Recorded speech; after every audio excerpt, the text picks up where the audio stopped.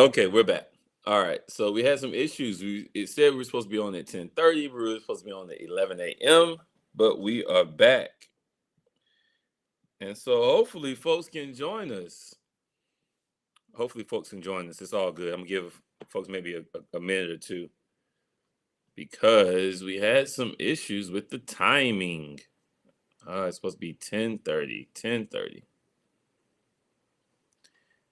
It said 10:30. It's supposed to be 11 o'clock. It's all good.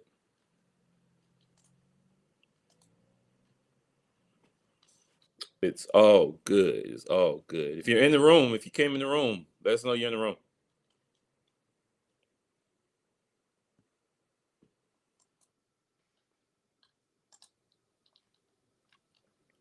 If you came in the room, let us know you're in the room.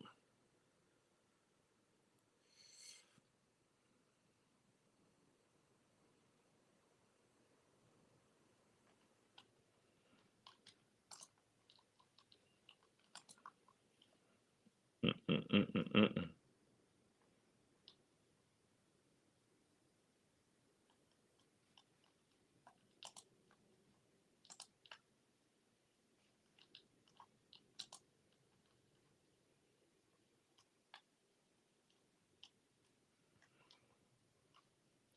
If you're in the room, let us know.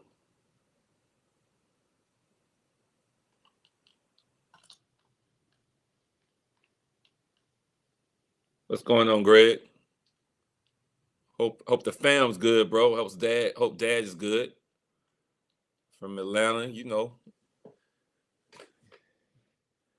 Hope Pops is good, man. Tell him I said hello, man. Glad you're here, man. Glad you're here. Hope you're doing well. So look, I'm going to throw something in the chat right quick for everybody because we're here talking about something that's very important today.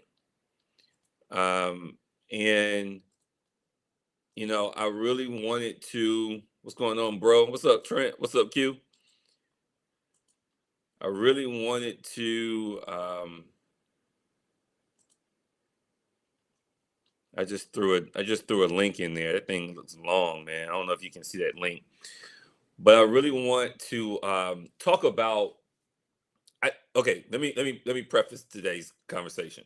So I want to talk about Trust Life. Trust Life is actually my new book, my latest book that's formally coming out, I think, on May 12th. I think you can get the paperback right now, though, actually on Amazon. I just put the link in the chat. But I want to talk about the book, but the book isn't the topic of the day per se. Please go grab the book. It's a great resource. It's a quick read. It's like 62 pages. It's the book is entitled Trust Life, My Gratitude Letter to God. And it is indeed an extended letter of sorts, but it's 6 chapters, and it's speaking about something that's very important in our lives right now. It's been important in our lives always, but I think it's timely right now, not only for us as individuals, but I think it plays a role in our families, our communities, our circle of community, whether it be church, neighborhood, whatever it may be, but also in our work environments. Because remember, everyone that's in any type of workplace is coming from another place, right? They're coming from a place where they live, they work, they play, they go to church, they travel, whatever it may be outside of work. They're coming from those places into work, so they are bringing their lived experiences into the workplace. And Trust Life was birthed out of an experience that I personally had a little over a year ago, but it really helped me put language and frame a conversation about my lived experience previously.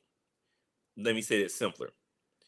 For the past 30 plus years, I have been living a life trying to put language to it, trying to understand it and process it. And a year ago, I came across a gentleman who helped me put language to, who helped me frame what had been transpiring over the past years.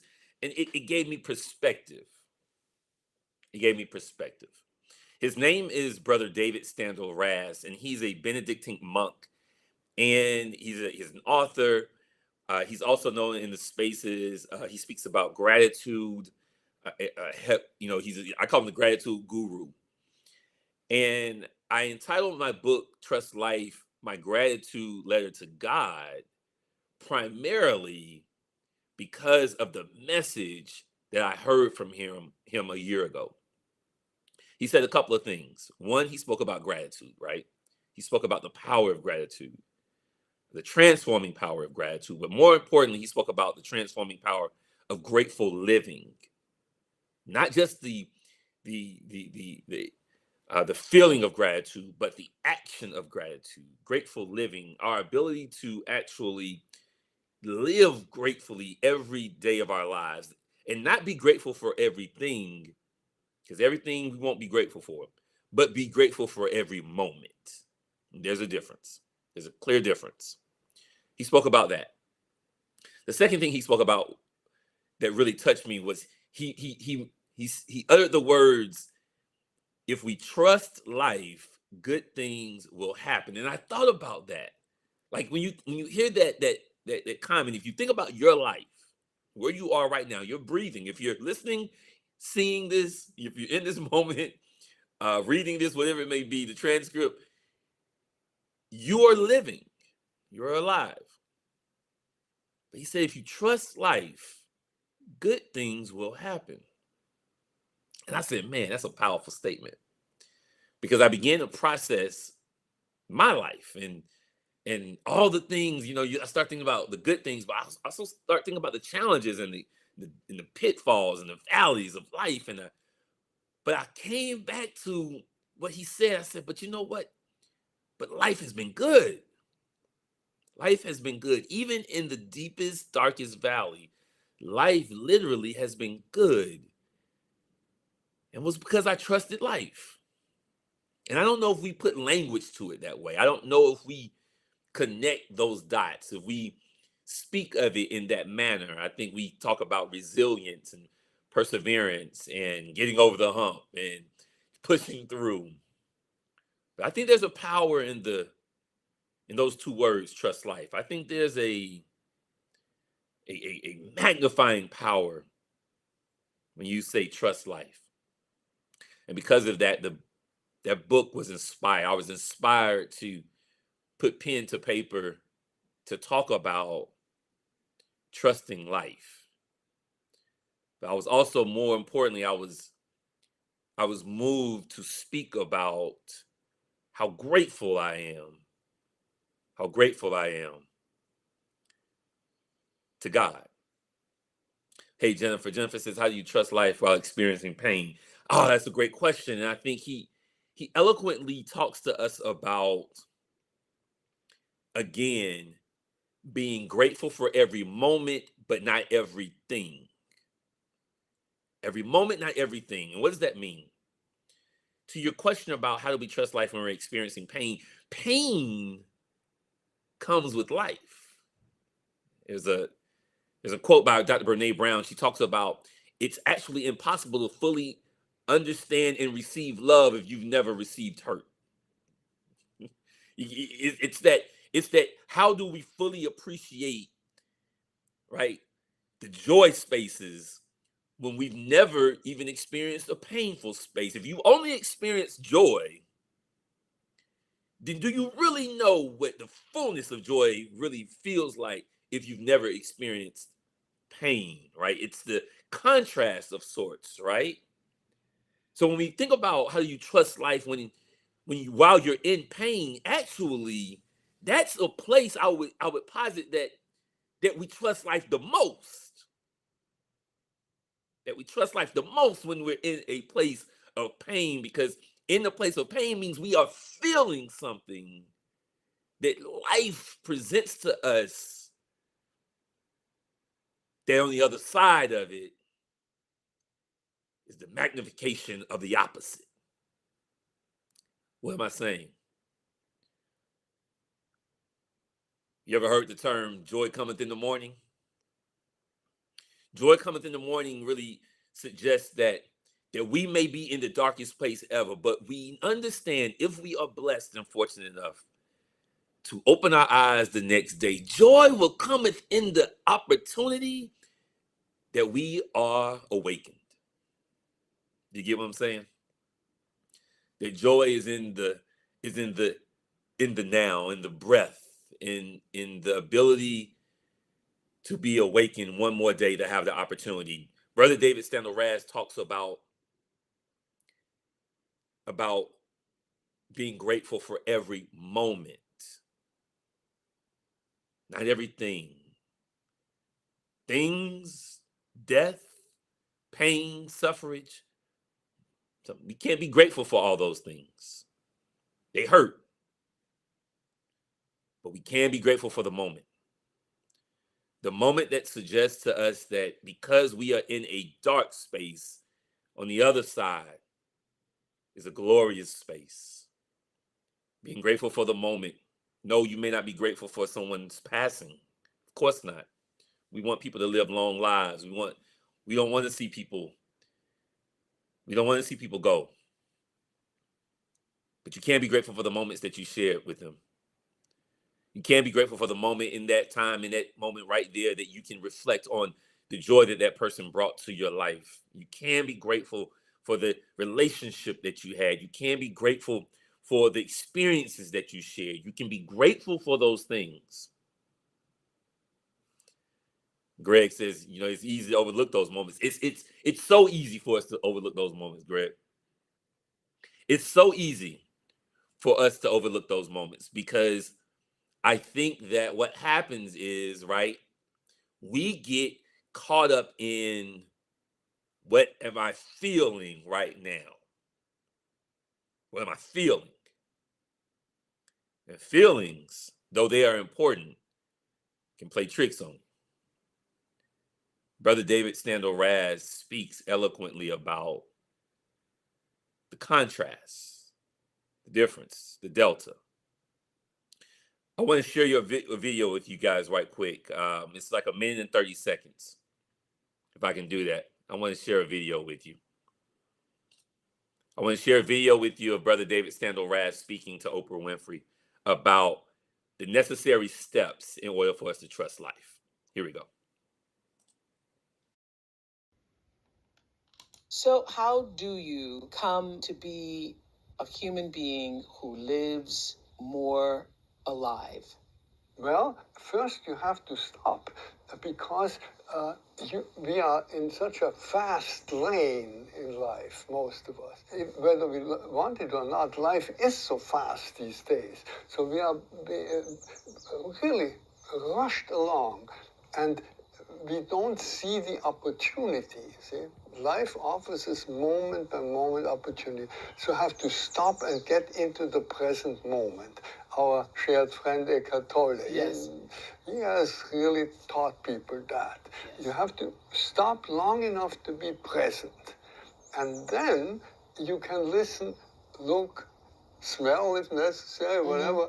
What is now the opportunity that life offers me at this moment? And then that is the look. And then go and grab it. Do something with it. When it comes to enjoyment, enjoy the moment, really. Don't just say nice flowers and go on to something else. But look at the flowers. Let them impress you. Yeah. So stop, look, go. Those are the three necessary steps that have to be repeated over and over to really come alive. That is really the happiness that we all long for, to be alive on all levels, on the physical level, on mental level, right, emotional level, and on the spiritual level. So he says, stop, look, and go. Have you ever heard that before? Stop, look, and go. If you think about it, when we were little, when we were crossing the street, our parents said, you got to stop first, you got to look, all right? Then you got to go. Something very simple. Something very simple, but yet so meaningful and timely. That we find it difficult to trust life because we're not stopping anymore. When you think about the challenges that people have in the workplace, performance-wise, joy-wise, satisfaction-wise, whatever it may be, culture-wise, whatever it may be, the personal challenges we have in the workplace don't start at work. It's difficult for so many of us to trust life because we have difficulty stopping. It's all around the world, but I will say culturally, it definitely afflicts some more than others. When you think about some countries in the world where they have no problem stopping because they don't live to work, right? They don't live to work. They work to live. They don't live to work. We live to work here in some of these cultures. And it's okay work. I believe in work, but we must first stop though. We must think about what it means to stop, what it means to look, and then what it means to go and grab it, grab life. Trusting life is a process of introspection first and foremost. And if we think about it, the challenges that we have in our lives, the pitfalls, the downs, and the valleys, and whatever you may describe them, all those things that happen to us as humans, it's part of life. It's a piece of the life. We look at life sometimes, to Greg's point, we overlook the moments so often because they aren't the moments that we associate with happiness or goodness. When if we think about it, life is good. I just want to frame that. Life is good. But just because we are living in a place of goodness does not mean that pain and suffrage does not happen. We've got to remove this idea that suffrage equates bad life. I want us to really to understand and feel that suffrage equates to bad life, and we've got to reframe that thinking. No, suffrage is part of life. Now, there are pieces of suffrage that we bring upon ourselves. Now, that's another conversation. But suffrage is a part of life. There is no full joy without partial pain. It doesn't work that way. People say anything worth having, you're going to suffer through to get there. Like you're going to go through some pain points. So if that's the case, if that's the reframing that we must do, then we must trust life. We must trust life. Trusting life means that good things will happen. But anything that you want out of life, you're going to have to go through the exact opposite to get it. I want to say that again. Anything that we want out of life, we will literally go through the exact opposite to get it. You want financial freedom, you're going to financially struggle. You want peace and joy in your life, you're going to go through some valleys. You want a successful relationship, you're going to have to fight for it. Trusting life is about trusting all of it, all of the pieces, all of what it brings. We, and I say we loosely, but we, those of us who have subscribed to the premise that good things must always happen, it's difficult for that premise to exist in the same vein of trusting life. That can exist in the same vein of trusting life. Good things must always happen. No, life is good, but that doesn't mean good things will always happen. What Brother David Steindl-Rast says is, if we trust life, good things for sure will happen. He didn't say good things will always happen. And I think we must reframe it.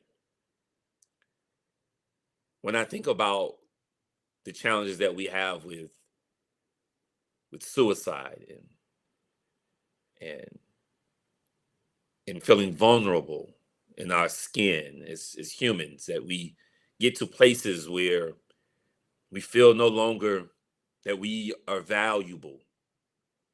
It pains my heart. It pains my heart. And I'm not going to go deep into the psychology of it, into the psychiatry of it, because I'm not a psychologist or a psychiatrist. But what I can speak on, what I think we all can really come to have a conversation about, is that I do sincerely believe, aside from the biological, which is real, the biological points of reference around mental health and mental wellness, aside from that, because those are real, I do believe we have a trust life challenge in our sphere. I do believe we struggle with understanding how to trust life. Back to Jennifer's question, how do you trust life while experiencing pain? I think that is kind of the embodiment of our struggle. How do we trust life? And I think we must first reframe what we believe life is. And I want us to take a moment there.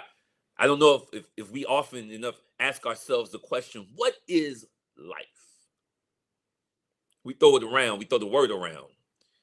We throw it around very loosely because it's something that we grow up knowing what it means. We say, this is life, this is life, this is life, and this is just what life is. And, it's life, right? And we just keep saying it till we think we know what the definition of it is.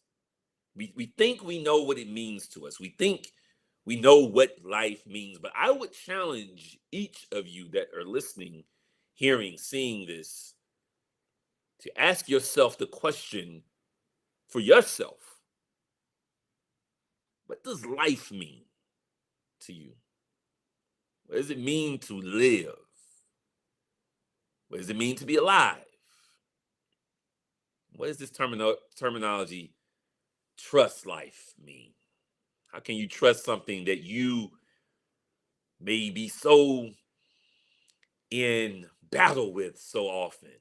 It's hard to trust life when your finances are crazy as hell and relationships are going to all haywire. It's hard to trust life when our jobs are all over the place and we can't find purpose. So for some reason we can't find the purpose that we're supposed to be here. We're struggling, we're reaching. It's hard to trust life when it feels like all hell is breaking loose around us, that we can't get a moment of peace, a moment of solace, a moment of joy. It's hard to say that we trust life.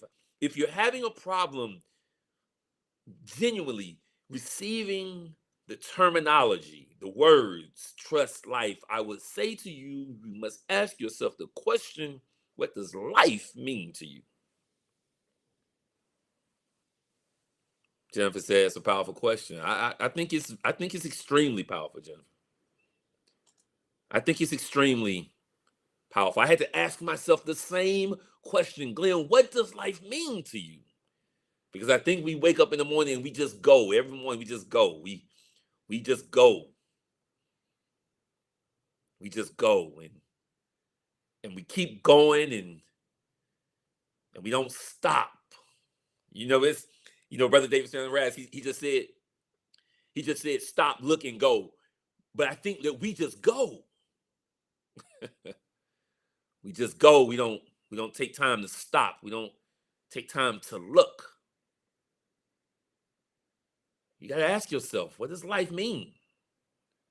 Because if you don't know and define for yourself what life means, then how, in fact, can you then trust it? How can you trust something you don't know what it means to you? How can you trust something that you have not defined for yourself? You got to give me the definition. You got to give me the meaning. So here I am asking you to trust something that you don't even know how it's defined for you in your life. I had to define life for me. What life means. Life for me means something very personal. Life means for me that's a blessing. I define life as a blessing to be here right now in this moment, breathing air, being able to speak to you, because I know for fact, I know 100% that is fact for sure that tomorrow is not a promised day for me. Jennifer said, I don't know what it means. I know what I want it to be. Yeah. That's a good start, though. That's a good start. I don't know what it means, but I know what I want it to mean. So what I would suggest is put aside what you know what you want it to mean, and ask yourself, what does it mean? What does it mean right now? Because there's two different things, right? What we want, what, and what it does mean. All right. What's up, E? What's up, E? My man, E. Yeah, yeah. It can be difficult to trust something that you don't know what it means to you. I mean, it's just like asking someone, listen, do you trust that person that you just got into a relationship with? I don't know them. I don't know what they mean to me. I don't, I trust them to do what they're gonna do because I mean that's what it is. But I don't have a relationship with them. If you don't have a relationship with life, if you don't know what life means for you, what it means to you, the way you wake up in the morning, that you can say that I can trust life because it has meaning to me, that I can share with you what it means to me, then how can you in fact trust it? Because trust involves the unconditional, selfless act of being present even in the midst of the valley. It's the valley that gets us, folks. Ain't nobody ever had problems with the mountaintop. I mean, typically we don't have problems with the mountaintop. It's typically the valleys that we struggle with. We struggle in the valley. If we struggle in the valley, then my question would be not do you trust life, but have you defined what it means for you, what life means to you? Because there's one thing to struggle and there's one thing to stay there. You hear me? There's one thing to struggle with it, but there's one thing to stay there. And say, oh, but I know the mountaintop is there as well. You're going to see valleys in this life. That's 100% sure. But I know that for me, the blessing is in the fact that I'm here today because I know tomorrow is not promised. I think we struggle with that though. I think we struggle with tomorrow's not promised. I think we struggle with that statement because if we're waking up every day, it feels as though we're just going, right?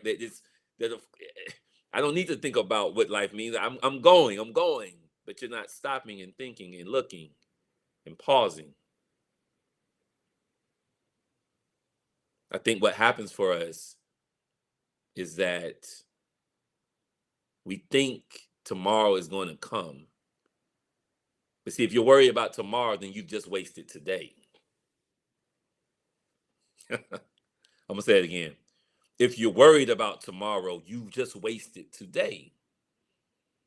And we worry about tomorrow for a lot of different reasons. And I'm not going to go into all of them. But I think primarily we worry about tomorrow is because for most of the reason, we think that, tomorrow's going to come. Like, tomorrow's coming. Tomorrow's coming. So we worry. We worry about tomorrow. We're concerned about tomorrow. Don't worry. I worry. Don't worry. Listen, I'm not perfect. I worry. Sometimes I catch myself like, man, what am I worrying about? I'm acting like tomorrow's promised. I'm wasting today. If you trust life, you live in today. You live full. Like I like to say, you live full, and you can then die empty if you can live full. If you're taking advantage of today, you're able to trust life. You're able to understand fully that worrying about tomorrow is wasting away today. It's a waste. You've just taken your time that is not promised and committed it to something that you don't know if it's even coming. So then how do we do it, right? Let's wrap this up, right? How do we get to a place of trusting life? How do we reframe ourselves? I want to say the first question again is you must answer the question for yourself, what does life mean to you? What does life mean to you? It's a selfless question if you go deep into it. But because we are selfish creatures, don't get it wrong. Don't get me twisted. We're all selfish creatures. We inherently we have it within us. And that's okay. But you got to go into the selfless space. You got to ask yourself, what does life mean to you? Because that's the question that's going to start pushing you. But it's going to get you a step closer to trusting life. That's the first thing. What does life mean to you? Now, once you get to a place where you can say that this is what life means to me, you then got to frame for yourself, what does the world, what does the world mean to me? This is I'm about to take you there. What does the world mean to me? What does my spirit speak to me? Listen, I know everybody isn't religious, and I'm not talking about religion, but we all have a spirit. What does the world mean to me, and what does my spirit speak to me? Understanding something that trusting life is not about trusting the world. Once you define life, I promise you, it's not going to be about the world. If it's about the world, you got to redefine, because it can't be about the world. The world is worldly. It's created things up. It's associated things with value and worth and love and all this other stuff that actually has nothing to do with your spirit. Your spirit is your common sense. It will speak to you. You must ask yourself what the difference is, and you must define for yourself and know for yourself what your spirit speaks to you, how your spirit speaks to you. The third thing is, though, you've got to stop, look, and go, though. Very simple. You've got to stop, look, and go. You've got to start living life from a stop, look, and go framing. You got to stop. You got to stop and just process a little bit. Process the pain moments. Process the moments that you want to cuss somebody out. Process the time that you're feeling not really worthy. Process the time and stop and process the time that you're just not feeling yourself. What is it? Why? Why are you not feeling yourself? What's happening? But it's just not in the valley that you should stop. You should stop and process the time that you see an act of kindness. Stop and process you see an act of love, or stop and process when you see a child playing in the schoolyard. Just the overflowing of joy that they have. That just is filling. You can stop there too. And grab it. Grab it and do what you will with it and go. Then go. In the morning time when you wake and you open your eyes, how often are you stopping first, then grabbing, then going? How often are you stopping in the morning before you start your day and pausing and giving acknowledgement to trusting life that you were one of the blessed ones today? That you were a blessed one, that you drew breath.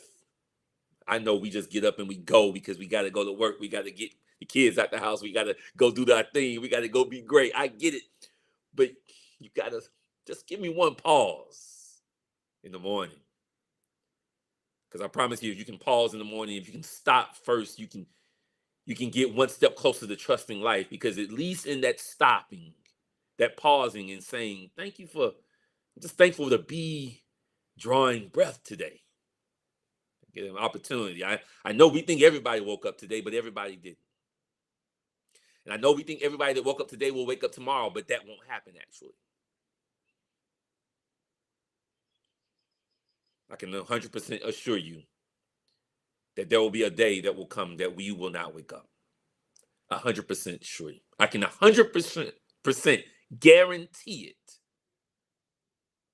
I pray to God tomorrow is not that day for you. I pray that you live way more days. I pray that you don't see that day for a long time. But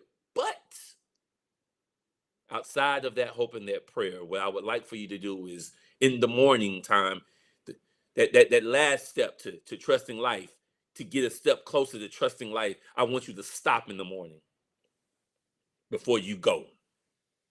I want you to stop in the morning, whatever it takes for you to just stop for a second, maybe a minute, to be thankful and grateful for the moment that you just had, to draw breath. And you can go into prayer, you can go into meditation, whatever it is for you. I just ask you to stop first before you go. I ask you to stop. Brother David Steindl-Rast says if we stop, then look, then go, we have a high probability of being able to live a life of joy, to trust it, to trust it. I pray that brings you some guidance and direction for yourself, for your family, for your co-workers, for wherever your circle may be. That life is not as hard. Life is not as hard as we imagine it. Life is complex, and life can be challenging, and it can be painful sometimes, but it's not hard. I don't like that word hard. Life is good.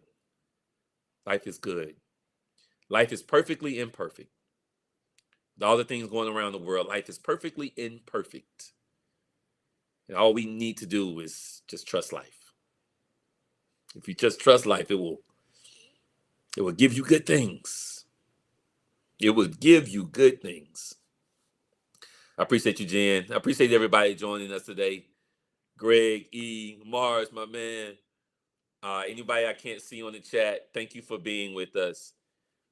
I hope you just take a time to stop before you go tomorrow. Maybe even today, just stop when you get off of here before you go and just process the beauty of life, process the goodness of life, and the goodness in all of its goodness, and all of its valleys and mountains, and all of what it requires, because goodness requires both. Remember that. Goodness requires all of it. It all contributes to the good. Ah, yes. I'm about to go into scripture. Southern Baptist, I'm about to go into scripture. It all, goodness, it all is required for goodness. All right. I pray you trust life. Go grab the book if you can. It's a quick read. I put it in the chat. I put the link in the chat. I appreciate your support. Go grab it, read it, share it. I love you. I pray that all is well with you, and we'll see you here soon. All right. Take care.